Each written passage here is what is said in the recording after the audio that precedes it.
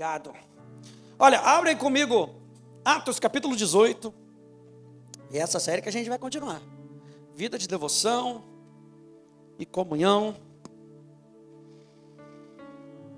E eu quero trazer para você hoje, a gente falou na semana passada sobre estudar a palavra de Deus, como isso faz parte da nossa vida de devoção, do nosso devocional a Deus. E eu quero falar com você hoje sobre o exemplo de Apolo. A Bíblia não fala muito de Apolo, mas quando fala, é poderoso. Atos capítulo 18, a partir do verso 24.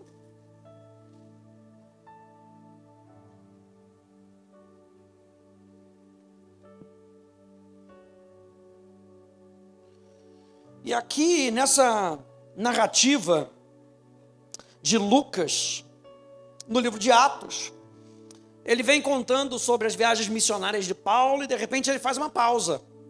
Antes dele falar da terceira viagem missionária de Paulo, para introduzir um pouco sobre esse homem. Para contar um pouco de como Paulo deixou Priscila e Áquila em Éfeso. E aí para falar um pouco sobre esse homem, Apolo.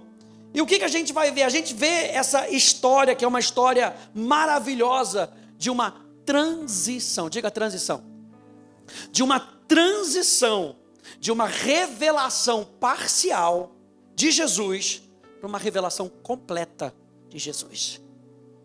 Então quando eu e você estivermos na palavra, quando eu e você estivermos estudando a palavra da nossa vida devocional, espere, isso faz parte da minha pregação, olha, eu já estou me adiantando, mas espere Jesus te mostrar Jesus, o próprio Jesus se revelando para você, através da pessoa do Espírito Santo.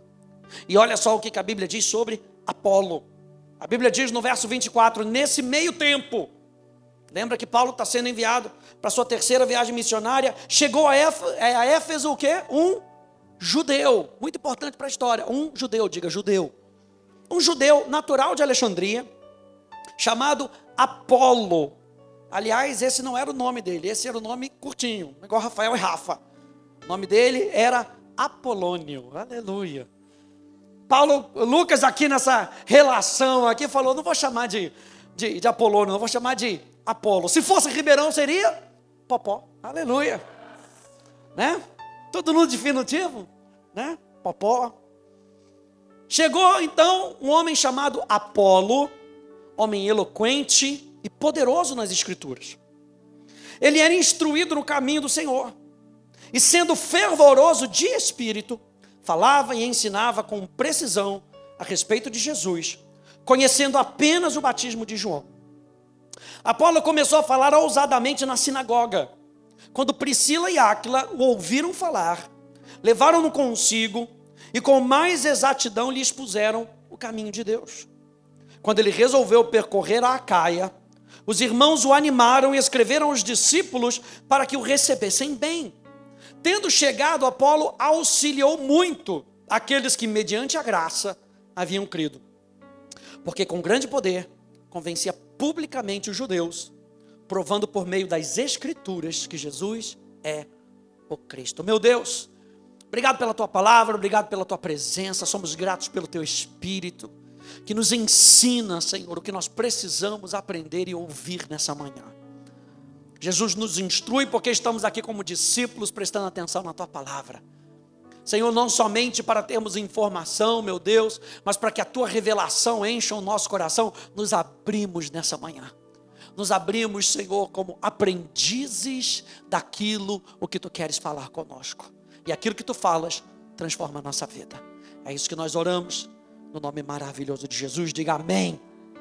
Eu quero começar aqui vendo com você algumas características que são marcantes em Apolo, que Lucas deixa registrado porque elas são maravilhosas. Número 1, a Bíblia diz que Apolo era eloquente e poderoso nas Escrituras. Ou seja, ele era um erudito, ele tinha uma retórica mais rebuscada, mas ao mesmo tempo que ele tinha retórica, ele conhecia o Antigo Testamento. Era um homem que a Bíblia diz que ele era educado. Ele foi educado. Mas ao mesmo tempo, o que isso me diz? Ele queria aprender. Porque só se torna uma pessoa educada quem tem o desejo de aprender. E aqui já fala algo no nosso coração sobre Apolo, para que a gente possa aprender. Ele era um homem que queria aprender mais. E que esse seja o desejo do nosso coração, de querer aprender mais. E a comparação que a gente pode falar, a gente terminou na semana passada falando sobre Esdras. Como Esdras buscou ao Senhor, buscou a sua palavra, não somente para poder ouvir, para poder aprender, mas também para ensinar. A correlação que a gente pode fazer com Apolo é justamente com Esdras. Olha só o que a Bíblia diz sobre Esdras. Esdras, capítulo 7, no verso 6, diz que Esdras, ele era um escriba versado na lei de Moisés. E a gente pode dizer então que Apolo era um homem que era entendido da lei de Moisés. Se você perguntasse alguma coisa para Apolo sobre a lei de Moisés, ele iria saber. Ele era entendido. A segunda coisa que a gente vê de Apolo é que ele era instruído no caminho do Senhor, não somente nas Escrituras. E a Bíblia fala que ele era entendido por causa do batismo de João, ou seja, provavelmente ele poderia ter sido um seguidor de João Batista. E João Batista falava de Jesus. Você lembra que o ministério de João Batista era apontar para Jesus. E certa vez ele virou e falou: ali está o Cristo, o Cordeiro de Deus, que tira o pecado do mundo. Então provavelmente Apolo, ele entendia acerca do Cristo. Provavelmente Apolo conhecia sobre os ensinamentos de Jesus. Nós estamos falando sobre um homem que vai transicionar. Eu quero que você tenha isso em mente. Ele vai transicionar. Então o que a gente está aprendendo até agora sobre Apolo? Ele conhecia acerca de Jesus. Ele conhecia acerca do ensinamento de Jesus. Número 3, Apolo era fervoroso de espírito. Presta atenção que ele não era fervoroso no espírito, ele era fervoroso de espírito. Em algumas outras versões fala assim sobre um espírito entusiasmado. Você sabe que essa palavra entusiasmado, no grego, entheos, significa Deus dentro, ou Deus em. O que tem que animar o nosso coração? O fato de nós sabermos que Deus está em nós. No caso de Apolo, as escrituras enchiam o coração dele de tal maneira que a maneira como Apolo falava era uma maneira entusiasmada. Você via que Apolo, ele tinha prazer nas escrituras. Você conseguia ver pela palavra que Apolo era uma pessoa que amava as escrituras, não somente entendia as escrituras. Então quando ele falava de uma maneira, sabe, que a paixão passava do seu coração. Apolo estava, por assim dizer, fervendo no seu espírito. Ou seja, quando a gente olha para essa expressão aqui, que ele estava fervoroso no espírito, o tempo presente do grego aqui de Lucas descreve Apolo como continuamente borbulhando. Não era algo que ele era animado, talvez só de manhã, talvez de um dia, talvez no outro. O tempo, quando Lucas escreve aqui, ele está falando assim: Apolo era continuamente entusiasmado. É igual falar com o pastor Hélio, você quer puxar a conversa que vai demorar 5 horas com o pastor Hélio? Pergunta sobre o fim dos tempos. Ah, você vai ver uma pessoa entusiasmada. Pode perguntar. Você vai falar e ele vai ouvir, ele vai falar entusiasmado sobre o fim dos tempos. Apolo era uma pessoa entusiasmada, com fervor espiritual, grande desejo e zelo ardente para falar do Messias. Lembra que a gente começou lendo aqui que Apolo era um judeu. Lucas deixa isso bem registrado para que a gente possa notar a transição que ele faz no finalzinho desses versículos.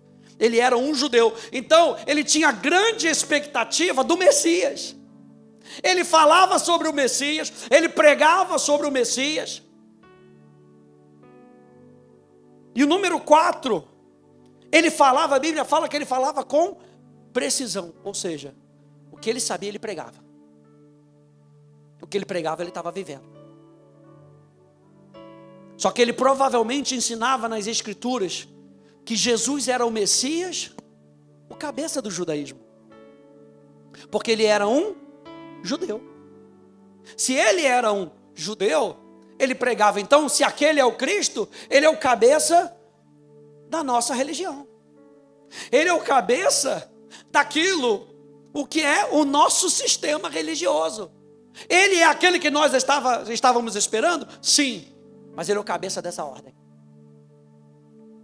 Apolo pregava o Cristo que haveria de vir, segundo os ensinamentos de João Batista, para o arrependimento. Apolo entendeu a revelação da antiga aliança de Deus, até a época de João Batista. Mas de alguma maneira, sua mensagem ainda estava incompleta. O que isso nos ensina? Por mais preciso que fosse a mensagem de João Batista, ele ainda não sabia de tudo. Isso aqui já dá uma virada na nossa mensagem de hoje. Ele não sabia de tudo. Mas lembra que ele era um homem que estava disposto a aprender. Como é que você veio para cá hoje? Você veio disposto a aprender? Ou você já veio sabendo de tudo? Porque se a gente já vem sabendo de tudo, a gente não consegue ter revelação do Espírito. Entenda que, por mais preciso que fosse a pregação, lembra que Apolo pregava, ele entrava nas sinagogas e pregava. Ele ainda não sabia de tudo, por mais que conhecesse acerca de Jesus, o Messias que haveria de vir, é possível que Apolo ainda não tivesse tido um encontro genuíno com Jesus. Por quê? Porque Lucas diz que ele era um judeu. A Bíblia não fala que ele era um convertido, a Bíblia não fala que ele era um discípulo de Jesus. Nesse momento, a Bíblia não fala que ele era do caminho, ou seja, ele não pertencia à igreja. Lucas deixa registrado aqui que ele era um judeu, mas ele era um judeu que estava olhando para as Escrituras. Ele era um judeu que estava querendo mais aprender sobre o Messias, e o Messias estava chegando. A última característica de Apolo que eu quero que você veja aqui, que tem que estar dentro do nosso contexto, é que Apolo era humilde. Ele não só queria aprender, mas ele queria aprender mais. Olha só que interessante que o pastor John MacArthur fala. Ele fala que o fato do poderoso pregador e estudioso consentir em ser ensinado por um humilde fabricante de tendas, falando ali de a Priscila e Áquila, e sua esposa, atesta sua humildade piedosa. Um poderoso pregador. E aí chega, a Bíblia fala que Priscila e Áquila, ouvindo a pregação de Apolo, chamaram ele para o canto. Não é interessante que ele não chegou ali na hora, na frente, e bateu ali na frente? Não, chegou e provavelmente puxou para a casa deles. Vamos tomar um chazinho? Vamos tomar um cafezinho lá em casa? E aí Apolo foi, e aí a Bíblia fala que Priscila e Áquila falaram e ensinaram com mais precisão ainda. Com mais precisão. Priscila e Áquila, o que a gente entende desse texto é que eles evangelizaram Apolo. Gente, tem espaço. O que Deus está esperando de nós é um coração aberto e não uma cabeça inchada. Nós falamos disso na semana passada. Eu estou bem na minha religião, eu estou bem aonde eu quero, eu estou bem, eu já sei de tudo. Quando eu já sei de tudo, não tem espaço para o Espírito Santo entrar e nos explicar com mais exatidão. Na nossa vida devocional, a gente tem que estar de coração aberto, para que Deus possa vir e nos explicar com mais precisão aquilo que está no coração dele. O que Priscila e Áquila mostraram a Timóteo? Mostraram o plano completo. Provavelmente que o Messias esperado já havia vindo. Provavelmente mostraram sobre a morte e ressurreição de Jesus. Ele estava apontando para o Messias, que o Messias haveria de vir. Priscila e Áquila apresentam para ele: esse Messias já veio, já morreu e já ressuscitou. Isso levou Apolo a crescer ainda mais. Levou Apolo a crescer de maneira mais precisa. E esse é o X da minha pregação hoje. Na nossa vida devocional, gente, tem espaço para a gente crescer mais. Se eu e você estamos tendo um relacionamento com Deus, cada vez mais Ele vai se apresentar a mim para você. Ou seja, você pode conhecer a Deus como o Senhor é o seu pastor. Mas amanhã Ele quer te mostrar outros níveis do pastoreio dEle. Então tem espaço para crescer mais. Quem diz amém a isso? Tem espaço para crescer. Olha só que interessante. Se a gente entende que Priscila e Áquila foram lá e evangelizaram a Apolo, para que ele pudesse entender melhor, gente, isso pode ter levado Apolo. Eu sei que a maioria das pessoas, a maioria não, uma grande parte, diz que Hebreus foi escrito pelo apóstolo Paulo. Mas você não pode dizer isso. Porque não tem uma precisão. Porque não, a carta aqui, ela não está dizendo escrita pelo apóstolo Paulo. Por que algumas pessoas dizem que é o apóstolo Paulo? Porque parece com os escritos do apóstolo Paulo. Mas olha só que é interessante. O apóstolo Paulo, ele tinha discípulos também, que conviveram com o apóstolo Paulo. Alguns chegam ao ponto de dizer que essa carta aos Hebreus foi escrita por Priscila. Essa Priscila que a gente está vendo que evangelizou Apolo. Mas uma grande parte também diz que a carta aos Hebreus também foi escrita por Apolo, um judeu de Alexandria que se converteu ao evangelho. E aí faz sentido, porque a carta aos Hebreus seria escrita por um judeu que entendia do quê? Do sistema judaico. E o que a carta de Hebreus fala? A carta de Hebreus está explicando: Jesus, ele está acima de Moisés. Jesus, ele está acima dos anjos. Jesus, ele é a verdadeira cabeça do corpo. Faz muito sentido quando a gente entende isso. Depois disso, a Bíblia fala que ele foi percorrer a Acaia. Depois que ele foi evangelizado, ele foi percorrer a Acaia. E a Bíblia diz que os irmãos, agora chama eles de, bota dentro do contexto dos irmãos. Já muda a figura. Ele não é mais um judeu. Agora ele é um irmão. Então a gente entende que a partir desse momento, ele pode ter entregado sua vida para Jesus. E a Bíblia fala que os irmãos animaram. Porque como é que você vai mandar alguém que você vê a pregação dele não é completa? Ele não está pregando certo. A doutrina não está correta. Mas a Bíblia diz que os irmãos o animaram. Depois de verem o que Apolo tinha experimentado, os irmãos disseram: vai. Os irmãos disseram: pode ir. E a Bíblia diz que ele ajudou a muitos. Depois, quando você vai ler Coríntios, você sabe que Apolo substitui Paulo em Coríntio. Ao ponto de Paulo dizer, lembra que Paulo disse, Paulo plantou, Apolo regou. É esse Apolo que depois de sair de Éfeso foi para Corinto.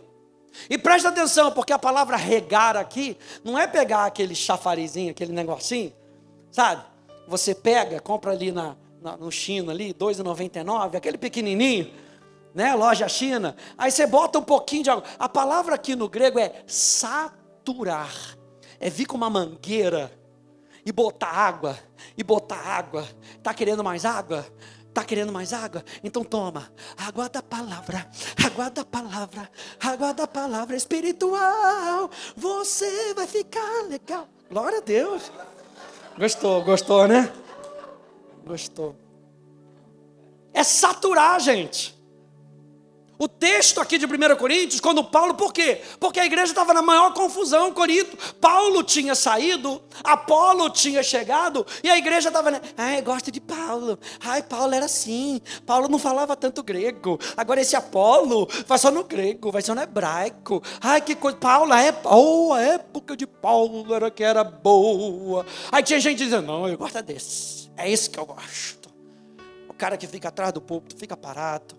Não dança, não faz nada, fala do grego, fala do hebraico, fala da teologia, fala da filosofia, esse que eu gosto. Aí Paulo tem que escrever, lá de Éfeso, para dizer, deixa eu falar uma coisa para você.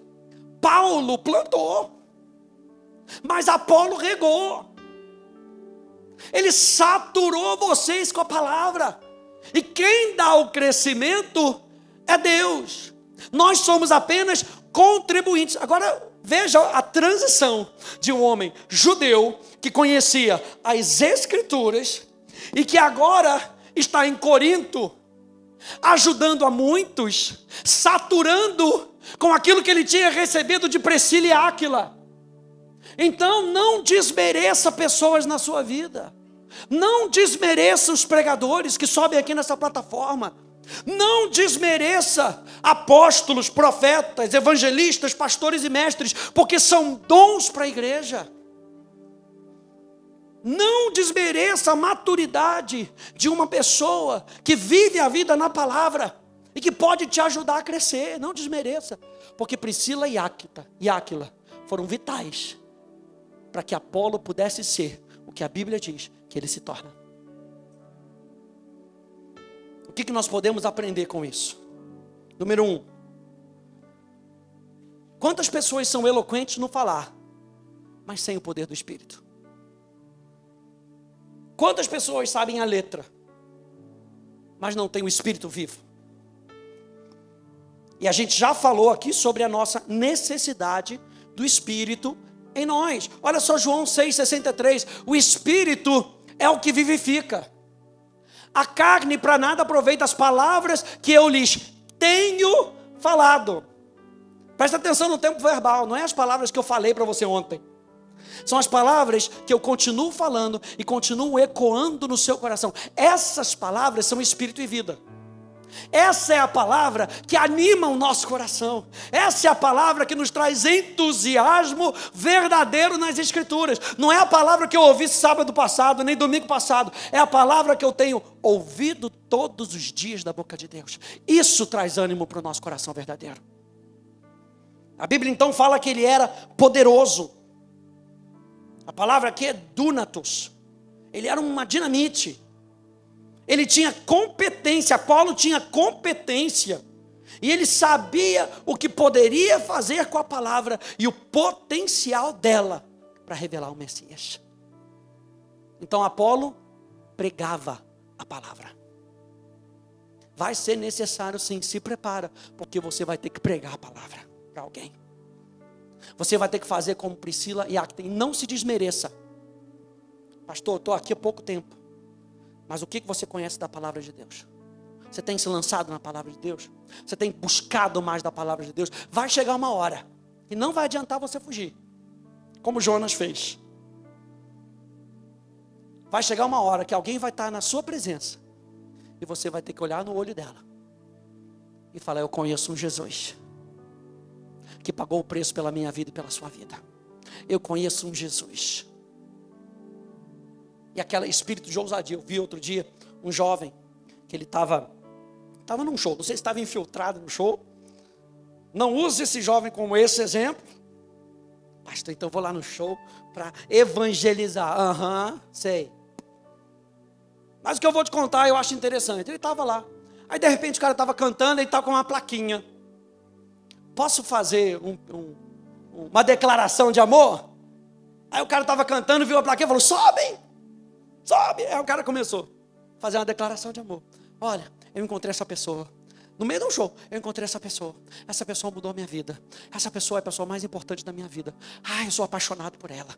Eu quero fazer uma declaração de amor por Jesus. Aí você vê aquele negócio no final das contas, o cara até fala, uma salva de palmas para Jesus, que coisa maravilhosa, coisa tal. Mas alguém teve ousadia para subir numa plataforma e falar de Jesus. E eu declaro sobre a tua vida espírito de ousadia, para você fazer com aquilo que anima o seu coração, com uma palavra viva dentro do seu coração. Da onde é que sai essa palavra viva? Do nosso tempo devocional com Deus. É essa palavra que vai animar o teu dia. É essa palavra que vai animar a tua jornada, que vai te dar a ferramenta necessária para quando você encontrar alguém durante o seu dia a dia, você vai poder oferecer para ela o que você tem: espírito e vida. Você sabe do potencial da palavra de Deus no seu coração e na sua boca? Hebreus, capítulo 4, verso 12 e verso 13, diz: pois a palavra de Deus é viva e é poderosa, e corta mais do que qualquer espada afiada de dois lados. Ela vai até o lugar mais fundo da alma e do espírito, vai até o íntimo das pessoas e julga os desejos e pensamentos do coração delas. Não há nada que se possa esconder de Deus. Em toda a criação, tudo está descoberto e aberto diante dos seus olhos. E é a Ele que todos nós teremos de prestar contas. Eu peguei um exemplo de um evangelista americano chamado D.L. Moody, e de um pastor chamado David Jeremiah, e ele diz o seguinte sobre Moody. Ele diz assim: Deus pode usar os tolos deste mundo, aqueles que não são bem educados ou inteligentes. Penso em D.L. Moody, um homem com pouca educação ou seja, o cara era grosso. O cara era grosso. Ele não tinha diplomas após seu nome, mas além de torná-lo um grande evangelista, Deus o usou para estabelecer a Moody Press, que imprime livros, né? O Moody Bible Institute e as estações de rádio Moody. D.L. Moody serve como um bom exemplo de que o poder de Deus para uma vida apaixonada não depende da inteligência, sabedoria ou educação humana. Ou seja, a gente faz começando com a paixão do nosso coração, com o nosso coração avivado. D.L. Moody foi muito impactante, mas não muito polido. Uma mulher veio até ele depois de um culto e disse: Senhor Moody, notei na sua mensagem que você cometeu 18 erros gramaticais. Olha só, uma mulher contando, né? 18 erros gramaticais. Senhora, respondeu Moody, já que ele era grosso, ele deve estar: ó, senhora, estou usando toda a gramática que eu tenho para o Senhor. O que você está fazendo com a sua?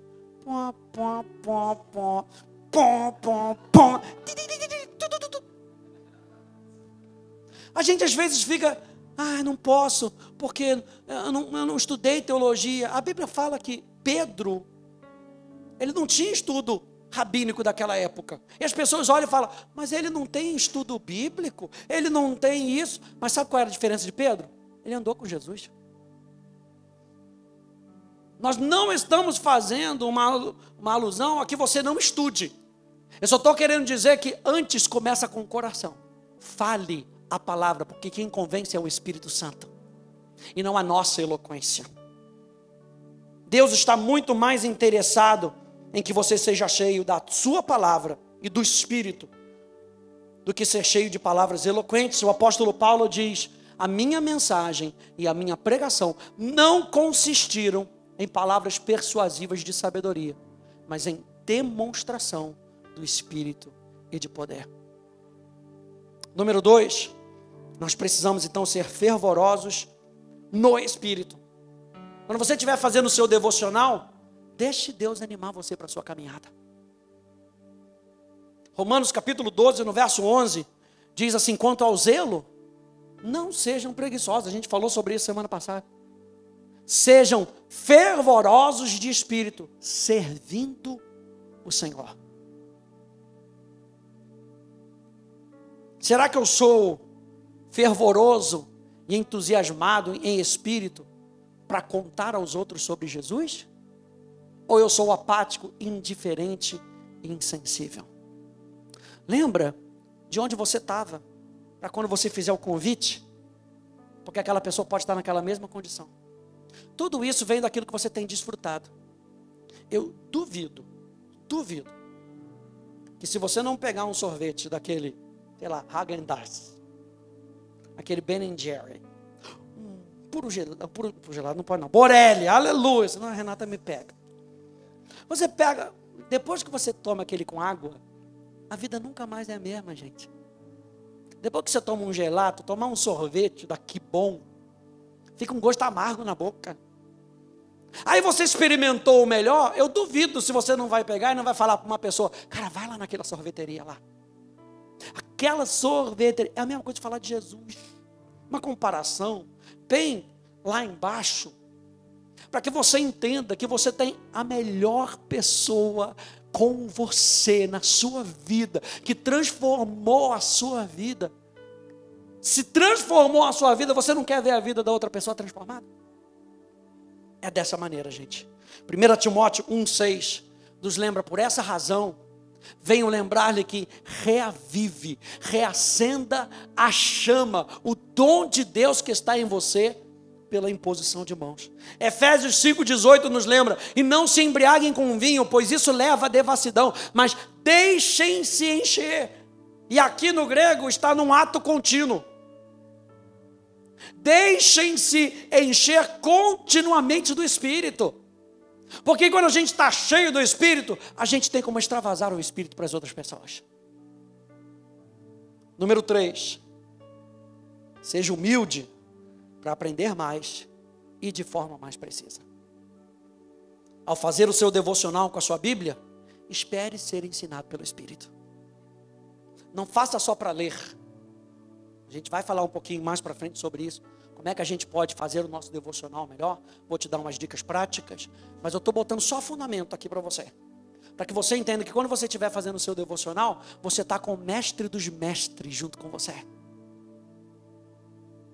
Pergunta, o que eu posso aprender hoje com o que eu li? Existe algo na minha fé que precise de ajuste? São as perguntas que a gente pode fazer. Número 4. Fale com base na obra consumada de Jesus. Ao fazer o seu devocional, faça da perspectiva correta, a partir da obra consumada de Cristo. Eu queria ter colocado aqui nas minhas notas, eu acabei não colocando, mas vou colocar uma tabela onde mostra Jesus em cada livro da Bíblia. Como Jesus é mostrado em Gênesis, em Êxodo, em Número, em Levítico, em Deuteronômio, em Joel, em Obadias, em Naum. Por quê? Porque a gente tem que fazer a perspectiva correta. A Bíblia vai apontar para Jesus. Nós vimos isso também na semana passada. A Bíblia fala de Jesus. Então, quando eu fizer o meu devocional, eu tenho que fazer com a perspectiva correta, a partir de Cristo. A mensagem de Apolo, muito provavelmente era: arrependam-se dos seus pecados e se batizem. Essa era a maneira de serem perdoados. Como é que eles eram perdoados? Através do arrependimento e do batismo. Depois do batismo, eles eram perdoados. Mas agora, em Cristo, o que a gente entende? Aliás, pregação de domingo de noite. O perdão dos pecados é pela fé no sacrifício que Jesus fez no Calvário. Número 2, o cristão tem uma nova vida em Cristo, e que também recebe o Espírito da verdade e de poder, que é indispensável para o crente. E aqui fala da vida do Espírito Santo em nós, no nosso relacionamento. 3, Apolo não percebeu que quando um cristão é batizado em nome de Jesus, ele ou ela já foi perdoado. Porque o batismo de João era: arrependam-se, sejam batizados, e então o pecado de vocês serão perdoados. Apolo não sabia que quando uma pessoa é batizada, é porque ela já foi perdoada. A Bíblia diz que aquele que crer e for batizado será salvo. Quem não crer já está condenado, porque é o ato de crer em Jesus que nos justifica, que nos salva. O batismo é consequência da minha crença. O batismo é consequência de eu já ter sido perdoado, de eu já ter sido justificado. Então, com base nisso, você vai falar da maneira correta. Você vê que a ênfase de Apolo mudou. Verso 27, lembra para a gente que tendo chegado, Apolo auxiliou muito aqueles que, mediante a graça, haviam crido. Era um judeu que apontava que o perdão vinha através do batismo, agora através da graça. Ele muda a perspectiva. Qual foi o resultado na vida de Apolo que deveria ser na nossa vida também? Verso 28. E aí o pessoal da música pode subir. Diz, porque com grande poder, verso 28. Porque com grande poder. Veja que ele era preciso, veja que ele era versado nas Escrituras, mas no verso 28, depois dessa transição, a Bíblia diz que com grande poder convencia publicamente quem? Os judeus.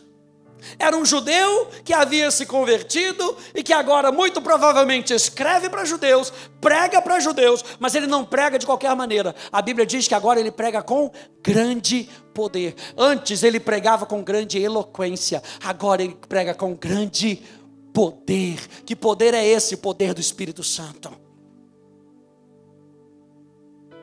Ele diz, porque com grande poder convencia publicamente os judeus, provando por meio das Escrituras que Jesus é o Cristo. Abra comigo em Atos capítulo 4 para a gente terminar.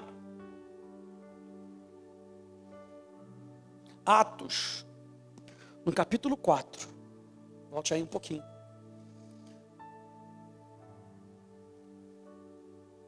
E aí a gente vê Pedro e João. No verso 8 diz Pedro, cheio do Espírito Santo. Você vê um Pedro, antes do batismo do Espírito Santo, amedrontado. Mas agora no capítulo 4, em Atos, você vê Pedro cheio do Espírito. Eu fico imaginando agora Apolo cheio do Espírito Santo. Pedro estava lá. Em Atos capítulo 2.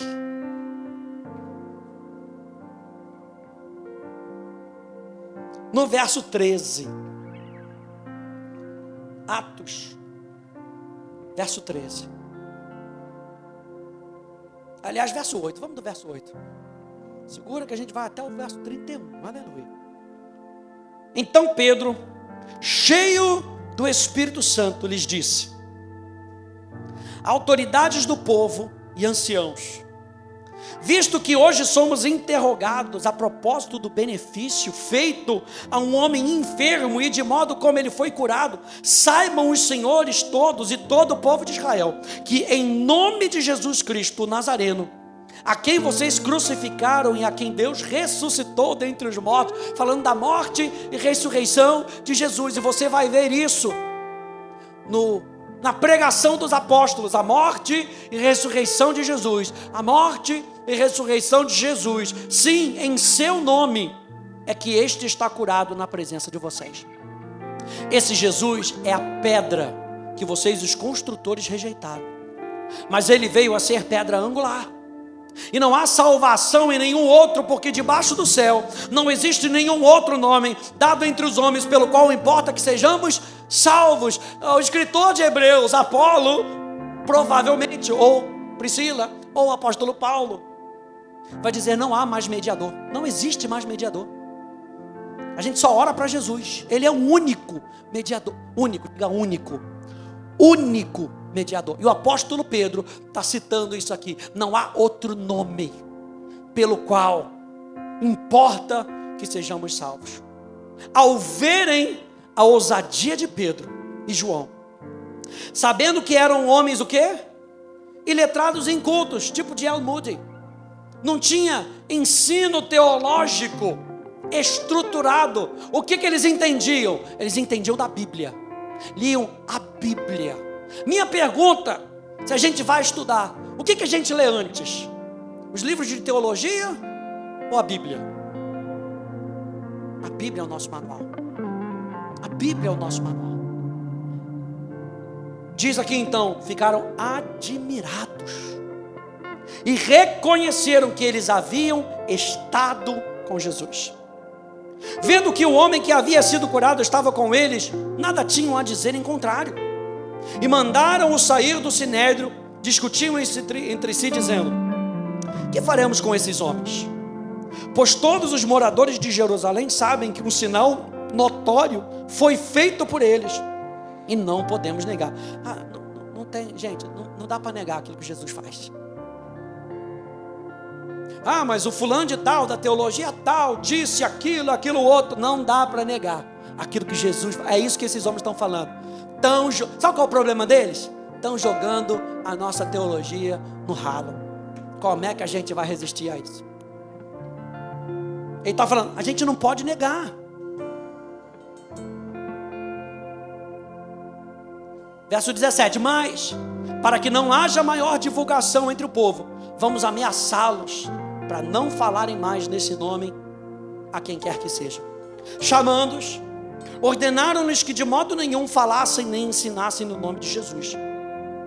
Mas Pedro e João responderam: os senhores, a gente ensina isso aqui na aula de submissão e autoridade. Eles estavam sendo lá ameaçados. Eles não viraram para eles e começaram a chacotar deles. Sabe por quê? Porque eles eram autoridade. Olha só como é que Pedro fala. Lembra que Pedro está cheio do Espírito. Porque quem está na carne vai começar a brigar com o outro. Olha isso aí. Olha isso não sei o que lá. Olha, isso é autoridade. É igual que... Sabe como é que fala no STF? Lá, né? O Senhor, excelentíssimo Senhor, é um banana. Botou excelentíssimo Senhor na frente, parece que está tudo bem. Pedro não faz isso. Ele trata com honra, apesar de estar sendo ameaçado. Ele diz: os senhores mesmos julguem se é justo diante de Deus ouvirmos antes aos senhores do que a Deus. Pois nós não podemos deixar de falar das coisas que vimos e ouvimos. A gente entende, os senhores são mestrados, são doutorados nisso. Mas a palavra de Deus está acima de tudo.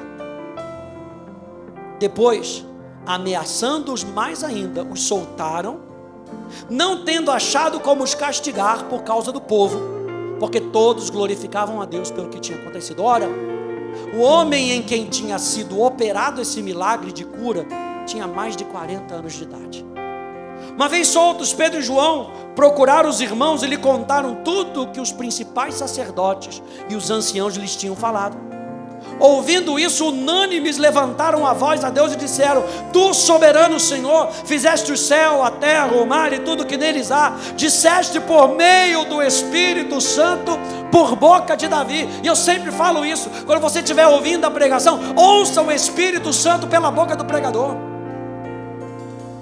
Ouça o que o Espírito Santo está falando. Quando você estiver fazendo o seu devocional, ouça o que o Espírito Santo vai falar através da Bíblia. E Pedro está falando aqui, o que Davi falou foi pelo Espírito Santo. O nosso Pai, teu servo, porque se enfureceram os gentios e os povos imaginaram coisas vãs.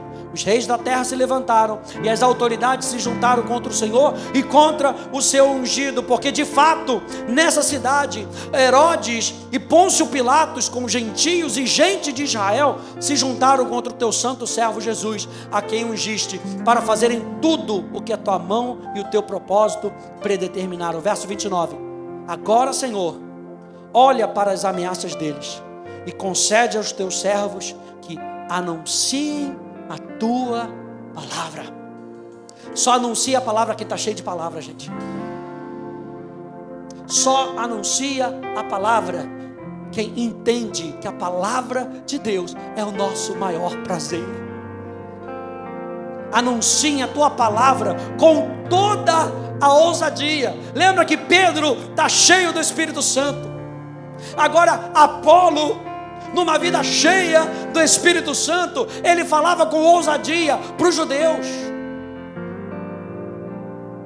Ele diz: enquanto estendes a tua mão para fazer curas, sinais e prodígios por meio do nome do teu santo servo.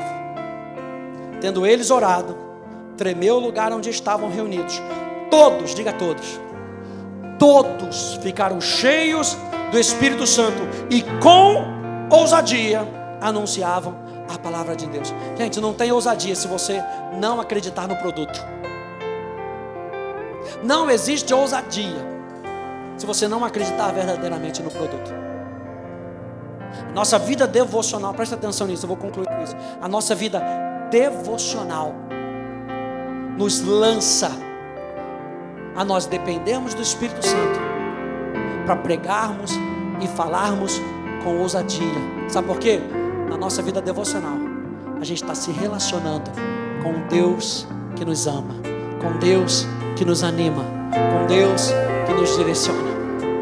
Fique de pé, por favor.